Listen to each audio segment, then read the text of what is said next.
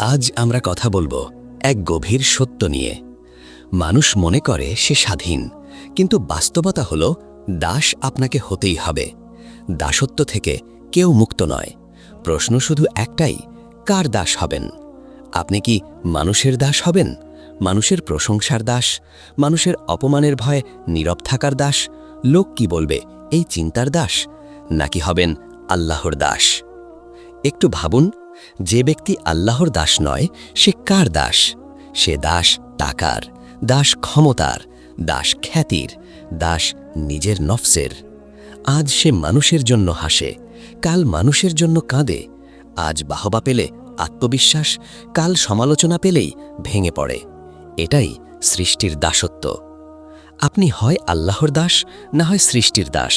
তৃতীয় কোনো পথ নেই।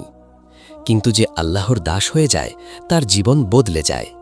আল্লাহ যাকে ভালোবাসেন তাকে সব সৃষ্টি ভালোবাসতে বাধ্য হয়।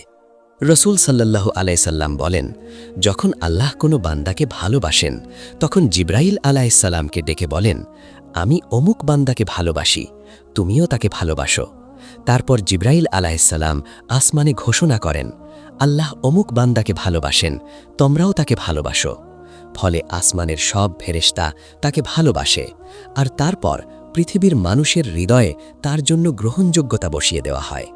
আল্লাহ বলেন, নিশ্চয়ই যারা ঈমান আনে এবং সৎকর্ম করে, পরম দয়ালু আল্লাহ তাদের জন্য মানুষের হৃদয়ে ভালোবাসা সৃষ্টি করে দেবেন।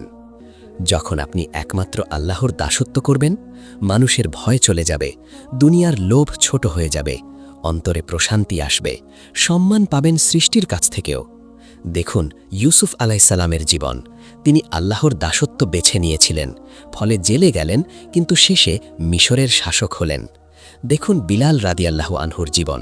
তিনি দাস ছিলেন, কিন্তু আল্লাহর দাসত্ব করে এত সম্মানিত হলেন যে রাসূল সাল্লাল্লাহু আলাইহি সাল্লাম তাকে আল মুয়াজ্জিনের উপাধি দিলেন।